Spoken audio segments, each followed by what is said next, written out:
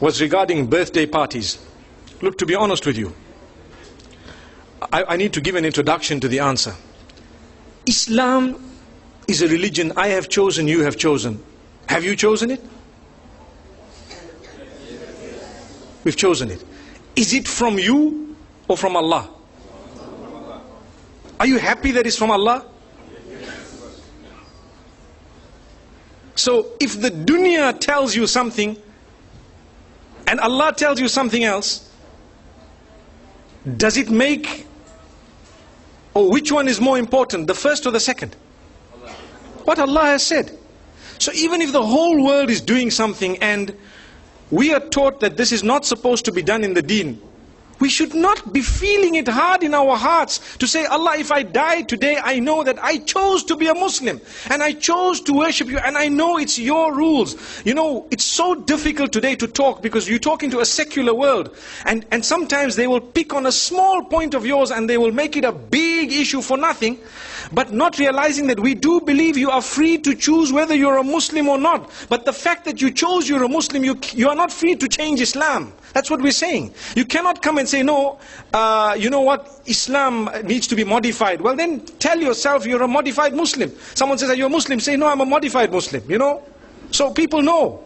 But if you want to call yourself a Muslim, you've surrendered. So you need to know there are certain things that people might say and you might think, this guy is backward, man. How could he say that, you know? But it's because it's not from me or my pocket. My children would like to also go to birthday parties and celebrate and so on.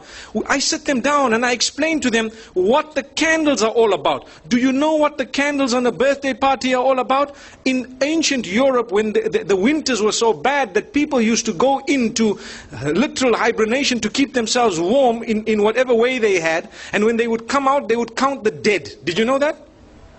They would count the dead. And in order to celebrate the fact that those who are alive have passed through the winter and survived and fought nature, which means nature came to kill us in the form of cold, and because we fought nature and we stayed alive, now we need to defy it by blowing out candles. So they would put how many ever candles of their age and blow them out to show we can defy it.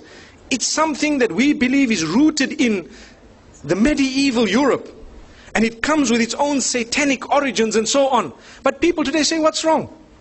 What's wrong? I'm blowing the candles.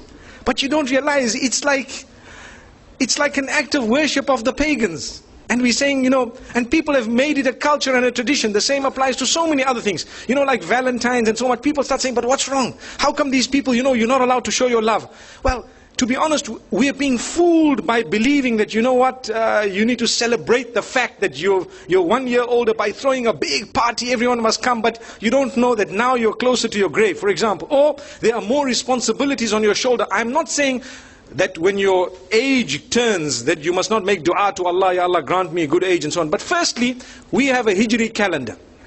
Secondly, these teachings are foreign to Islam. They are actually incorrect, invalid.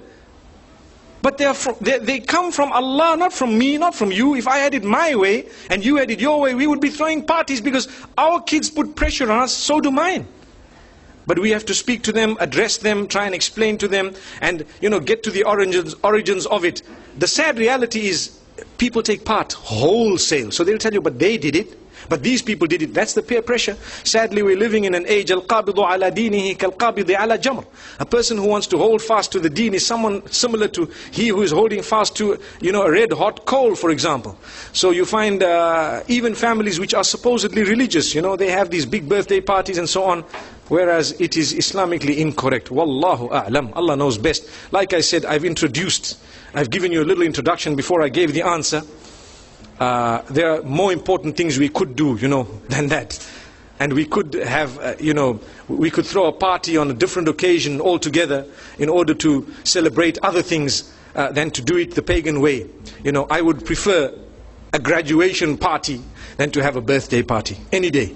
May Allah subhanahu wa ta'ala bless our children. May He bless us all. It was wonderful being here.